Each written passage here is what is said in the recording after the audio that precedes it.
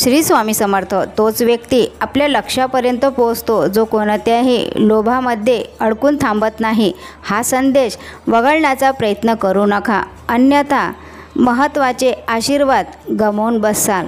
स्वामी भक्तांनो, कथा अशा प्रकारे आहे, स्किप न करता पूर्ण ऐका। एक राजा होता। त्या राजाला मूळबाळ नव्हतं, मुले नव्हती आणि तो खूप वृद्ध झाला होता। त्याला राज्याची आणि नवीन उत्तराधिकाऱ्याची चिंता सतावत होती।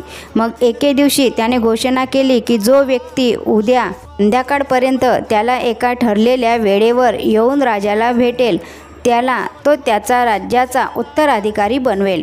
हे ऐकून राजाचे मंत्री म्हणाले की महाराज, हे तर अगदी सोपे काम आहे। या घोषणेमुळे संपूर्ण प्रजाच राजा बनण्यासाठी पोहोचेल।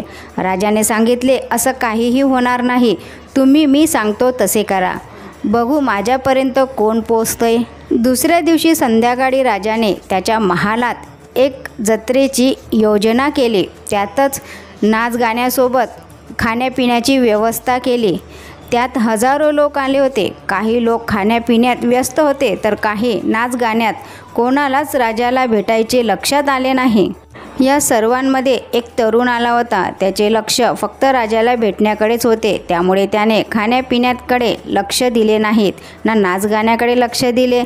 ठरलेल्या वेळेत तो राजाला भेटायला गेला, पण दाराबाहेर त्याला राजाच्या सैनिकांनी अडवले। पण त्यांना धक्का देऊन तो राजाकडे गेला। तेव्हा राजा प्रसन्न झाला आणि म्हणाला की तू एकमात्र असा व्यक्ती आहेस की जो कोणत्याही लोभामध्ये न अडकता आणि कोणालाही न घाबरता मला भेटायला आला आहेस, त्यामुळे मी तुला माझ्या राज्याचा उत्तराधिकारी बनवत आहे।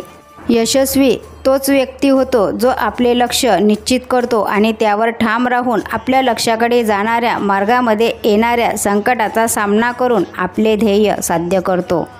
आशा करते हा संदेश तुम्हाला आवडला असेल। आवडल्यास आपल्या चॅनलला सबस्क्राईब करा, लाईक करा, शेअर करा। स्वामी तुमच्या सर्वांच्या सर्व इच्छा पूर्ण करो ही स्वामीचरणी प्रार्थना। भेटूया नवीन संदेशासोबत। श्री स्वामी समर्थ। जय जय स्वामी समर्थ। कमेंटमध्ये श्री स्वामी समर्थ टाईप करायला मात्र विसरू नका।